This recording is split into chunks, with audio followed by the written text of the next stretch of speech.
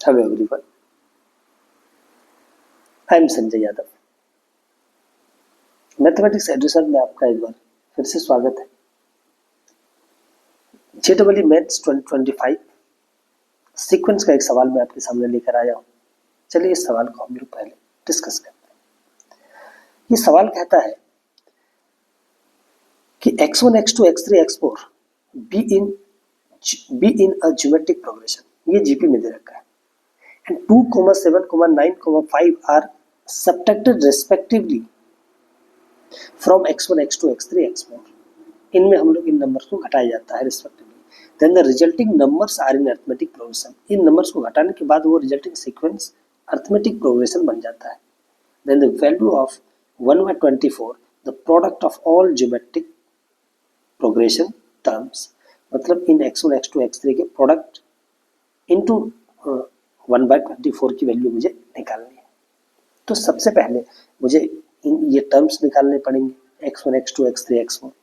ठीक है, तो मैं इस जीपी के टर्म को कुछ इस तरीके से लिख लेता हूँ। सॉल्यूशन थोड़ा सा स्मार्टली हम लोग वर्क करते हैं कि ये जो अभी x1, x2, x3, x4 लिखा हुआ है, यहाँ पे 4 वेरिएबल है, इसको डील करना थोड़ा सा मुश्किल है।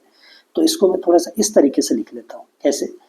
पहला टर्म को x1 को a लिख लेता हूँ, दूसरा टर्म को ar, तीसरा टर्म को ar स्क्वायर और चौथा टर्म को मैं लिख लेता हूँ ar क्यूब। मतलब ये x1 है हमारा, ये x1, ये हमारा क्या है x1, ये हमारा क्या है x2, ये हमारा क्या है x3 और ये हमारा क्या है x4। ऐसे लिख लिया। ऐसे लिखने से क्या फायदा हुआ? ऐसे लिखने से फायदा ये हुआ कि अब मुझे 2 वेरिएबल में ही डील करना पड़ेगा, a और r में।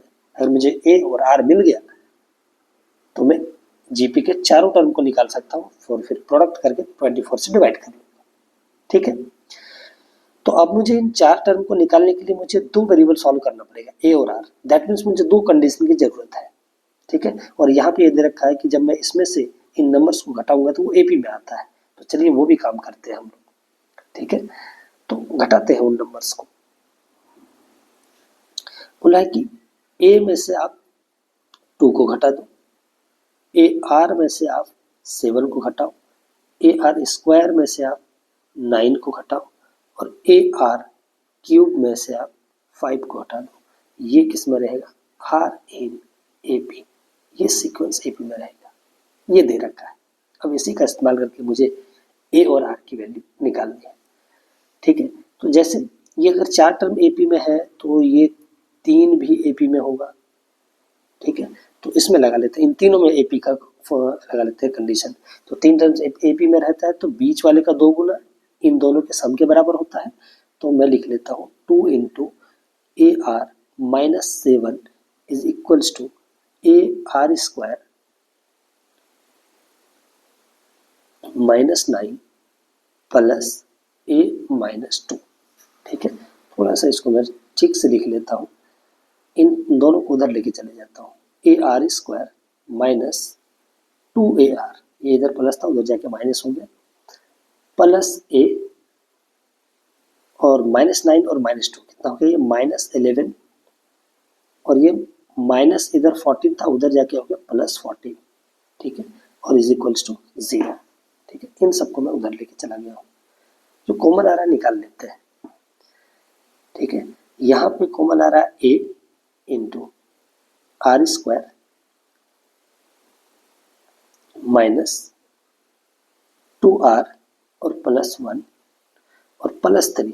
तो मैं इसको इधर लेके चला जाता हूँ, ये हो गया -3। मैं इसको भी इक्वेशन नंबर 1 मान लेता हूँ। ठीक है, अब फिर से मैं देख पा रहा हूँ कि अगर मैं यहाँ से फिर से इन 3 टर्म को देखूँ तो ये भी ईपी में है, वहाँ भी कंडीशन लगा लेते हैं। ये नाउ अब फिर से बीच वाले का 2 गुना 2ar square -9 is equals to a r cube -5 plus a r -7। ठीक है, अब थोड़ा सा मैं इसको इन दोनों को फिर से मैं उस पर लेके चला जाता हूँ। जब मैं उस पर लेके गया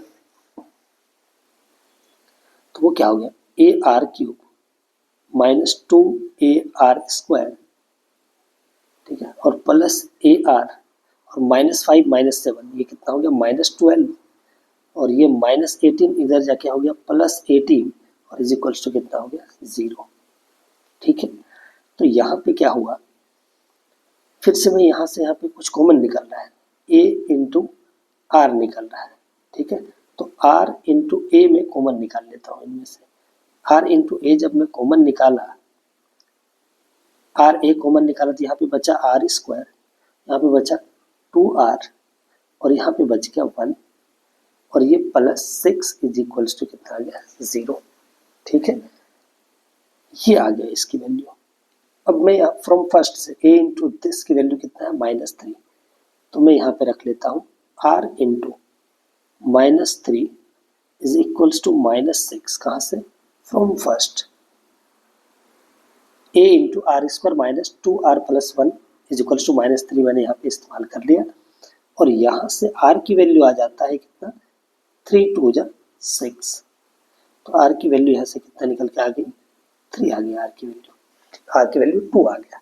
ठीक है, r अगर 2 आ गया तो फ्रॉम फर्स्ट में a की वैल्यू निकाल लेता हूँ।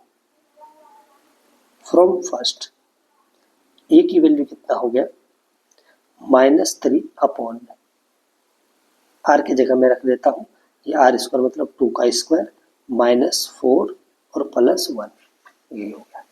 ठीक है, ये 4 प्लस और माइनस तो हो गया कैंसिल आउट, ये r a की वैल्यू कितना आ गया -3।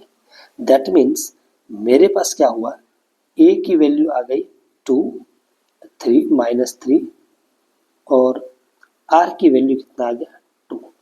नाउ मुझे अब x1 x2 x3 की वैल्यू निकालना है। 1/24 x1 x2 x3 x4 इसकी वैल्यू निकालना है। तो 1/24 x1 क्या है a r square AR cube, इसकी वैल्यू चाहिए। तो ये क्या है 1/24 इंटू कितना a है 4, तो a टू द पावर 4 और r टू द पावर कितना हो गया 3 2 5 6। ठीक है, अब यहाँ पे आराम से वैल्यू को रख लेते हैं और सॉल्व कर लेते हैं। तो 1/24 into a to the power 4 मतलब a की वैल्यू कितना है 3, तो 3 पर पावर 6 कितना हो गया 81 इंटू और r की वैल्यू तो कितना 2 है, तो 2 टू द पावर 6 कितना हो गया 64। तो इसको काटते हैं। ठीक है, अगर इसको हम लोग काटते हैं तो 8 3 जा और 8 8 जा 64, 27 3 जा कितना होगा 81। अब जब मैं इसको यहाँ पे मल्टीप्लाई करूँगा तो 8 7 56 और 8 दूना 16, 16 और 5 21, मतलब आंसर कितना आ जाता है 216। ये हमारा क्या आ जाता है आंसर। तो कौन सा ऑप्शन है हमारे लिए, हमारे लिए जो ऑप्शन नंबर है डी इज करेक्ट। ठीक है, so thank you so much for watching our videos, thank you so much.